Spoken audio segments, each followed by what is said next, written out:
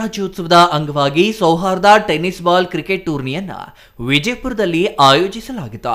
ಪತ್ರಕರ್ತರ ತಂಡ, ಪೊಲೀಸ್, ಪುರಸಭೆ, ಬೆಸ್ಕಾಂ ಇಲಾಖೆ ಹಾಗೂ ಪುರಸಭೆ ಸದಸ್ಯರ ತಂಡಗಳು ಆಟಗಾರರು ಟೂರ್ನಿಯಲ್ಲಿ ಭಾಗವಹಿಸಿದ್ರ. ಎಲ್ಲಾ ತಂಡಗಳ ಆಟಗಾರರು ಉತ್ಸಾಹದಿಂದ ಕ್ರೀಡಾಕೂಟದಲ್ಲಿ ಆಟವಾಡಿದ್ರ. ತಹಸೀಲ್ದಾರ್ ಎಚ್ ಬಾಲಕೃಷ್ಣ ಮಾತನಾಡಿ, ಕ್ರೀಡೆಗಳು ಪ್ರತಿಯೊಬ್ಬರಲ್ಲಿ ಸೌಹಾರ್ದತೆ ಮೂಡಿಸಲು ಸಹಕಾರಿಯಾಗಿವೆ. ಪ್ರತಿಯೊಬ್ಬರು ಕ್ರೀಡಾ ಮನೋಭಾವ ಬೆಳೆಸಿಕೊಂಡು ಸೋಲು ಗೆಲುವುಗಳನ್ನು ಸಮಾನವಾಗಿ ಸ್ವೀಕರಿಸುವುದನ್ನ ಕಲಿಯಬಹುದಾಗಿದೆ. ಜೀವನದ ಒತ್ತಡಗಳನ್ನು ಸಮರ್ಥವಾಗಿ ನಿಭಾಯಿಸಲು ಅನುಕೂಲವಾಗಲಿದೆ ಎಂದರು.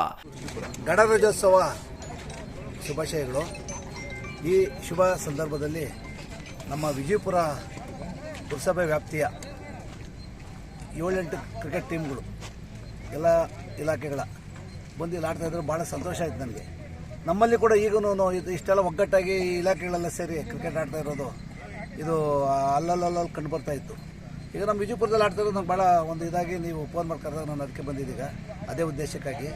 ಏನಂತಂದರೆ ಈ ಕ್ರಿಕೆಟ್ ಆಟ ಒಂದು ದೇಹ ದಾಢ್ಯತೆ ಏನು ಇರ್ಬೋದು, ಮತ್ತೊಂದು ಇರ್ಬೋದು, ಸ್ವಲ್ಪ ಮೈ ಚಳಿ ಬಿಟ್ಟು ಆಡೋದ್ರಿಂದ 20 ಓವರ್ ಆಡ್ತೀರಾ, 10 ಓವರ್ ಆಡ್ತೀರಾ, 50 ಓವರ್ ಆಡ್ತೀರಾ, ಅದು ಆಮೇಲೆ ಕತೆ. ಅದು ಸ್ವಲ್ಪ ಹೆಲ್ತ್ಗೆ ಭಾಳ ಒಳ್ಳೆಯದಿದೆ. ಪುರಸಭೆ ಮುಖ್ಯಾಧಿಕಾರಿ ಜಿಆರ್ ಸಂತೋಷ್ ಮಾತನಾಡಿ, ಪ್ರತಿ ವರ್ಷ ಗಣರಾಜ್ಯೋತ್ಸವದ ಅಂಗವಾಗಿ ಸೌಹಾರ್ದಯುತ ಕ್ರಿಕೆಟ್ ಟೂರ್ನಿ ನಡೆಸಲಾಗುತ್ತಿದೆ.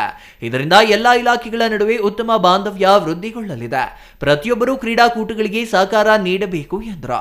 ಪುರಸಭೆ ಸದಸ್ಯ AR Haneefulla, Vimala Basavaraj, Shilpa Ajith, CM Ramu, C Narayanaswamy ಇನ್ನೂ ಹಲವರು ಈ ಸಂದರ್ಭದಲ್ಲಿ ಹಾಜರಿದ್ದರು. M Muninarayana, CTV news, Vijayapura.